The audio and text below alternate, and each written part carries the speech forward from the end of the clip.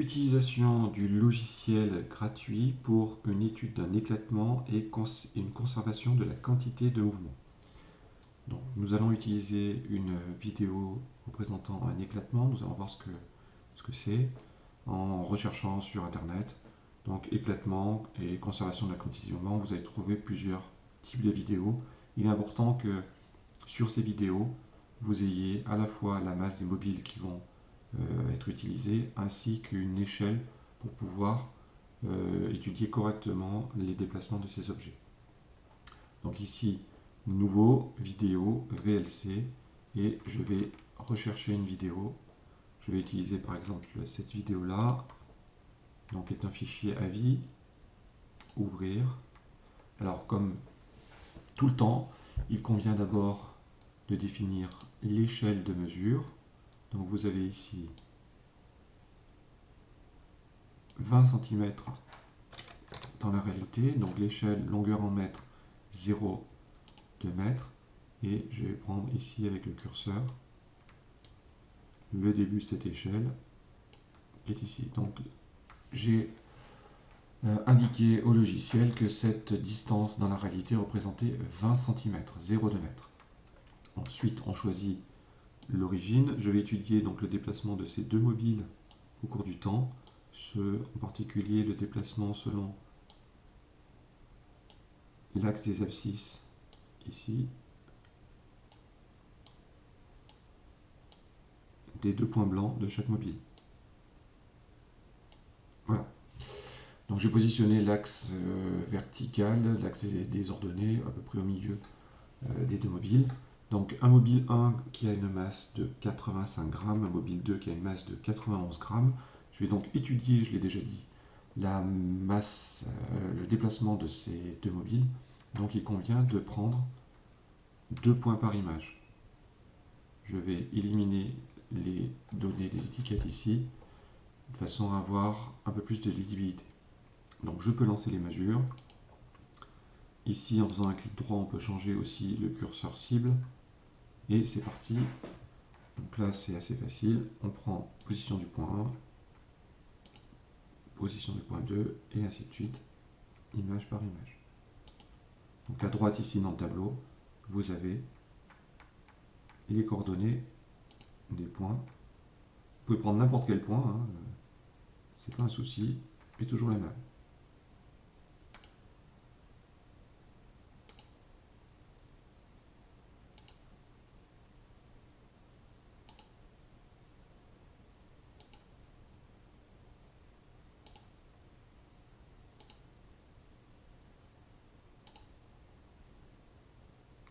Donc là, il y a eu. Donc les deux mobiles étaient maintenus par un ressort, très certainement, on ne voit pas très bien, et maintenus par une ficelle ensemble.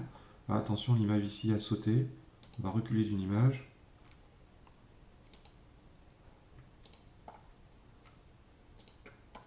Voilà. Donc après avoir brûlé la ficelle qui maintenait ces deux mobiles ensemble, eh bien, il y a déplacement donc de ces deux mobiles sur un système à coussin d'air. L'image a encore sauté. Bien faire attention.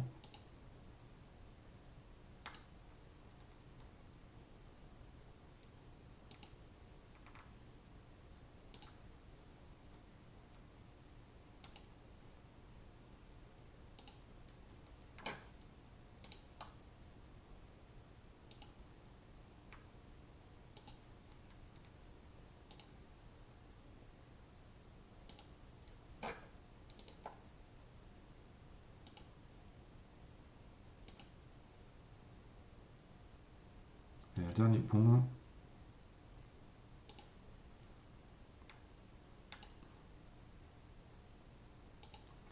Voilà, c'est terminé. Dans tous les cas, nous avons perdu le visuel sur le mobile 1. Donc ici, nous avons bien les positions des objets 1 et du mobile 2 en fonction du temps.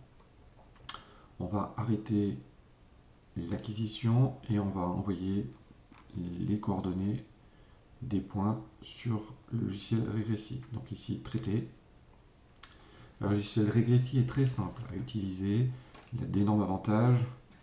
Donc, en gros, gros, pour l'instant, on va utiliser ici, c'est la fenêtre grandeur et la fenêtre graphique. La fenêtre grandeur, eh bien, il y a ici la partie paramètres, on n'a rien rentré ici. La partie tableau, on retrouve le tableau de saisie des points. Et la partie expression, nous avons donc le temps, les coordonnées en abscisse et en ordonnée du point 1 et du point 2. En graphique, ici, on peut choisir donc, on a ici avec cette fenêtre coordonnées, eh bien vous avez actuellement deux coordonnées possibles, donc deux fenêtres possibles, qui peuvent être visualisées en même temps sur le graphique. Je vais choisir pour la fenêtre 1 d'étudier en fonction du temps les coordonnées selon l'axe des abscisses du point mobile 1. Même chose pour le mobile 2, donc en fonction du temps, en ordonnée x2. Donc ici, pour chaque fenêtre, vous pouvez choisir soit de représenter par des points qui vont être de couleur bleue, soit par une ligne. On peut supprimer un affichage ou rajouter une courbe qui sera affichée. Donc ici, on voit en fonction du temps la position du mobile 2, la position du mobile 1. L'abscisse est négative puisque, je vous rappelle, lorsqu'on a positionné l'origine, l'axe des abscisses était orienté vers la droite. Comme le mobile 1 se déplace vers la gauche, son abscisse est négative en fonction du temps. Bien, nous allons étudier en fait les variations et l'évolution de la quantité de mouvement. Donc pour cela, une quantité de mouvement, la formule c'est P, quantité de mouvement, est égale à la masse de l'objet fois sa vitesse. Donc il faut donc calculer la vitesse de chaque mobile.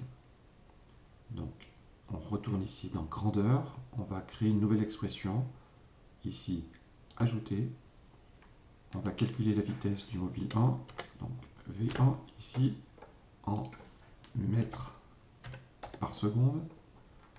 Calculer une vitesse, ça correspond à une variation de la position de l'objet selon l'axe des abscisses ici en fonction du temps, donc d de x1 en fonction de dt. OK. Vous voyez ici l'expression qui s'est créée et dans le tableau, les calculs automatiques de la vitesse. Je fais la même chose en ajoutant ici une nouvelle expression pour le mobile 2.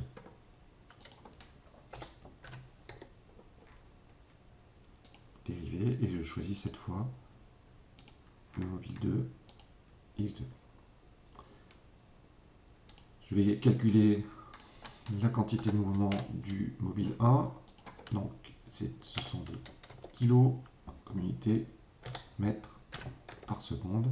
Là, c'est une grandeur calculée. L'objet 1 a une masse de 85 grammes, donc 0,085 fois V1.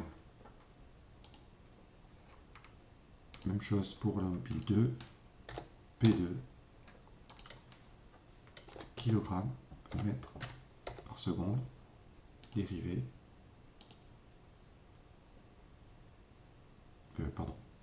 V2, c'est pas une dérivée, c'est une grandeur calculée.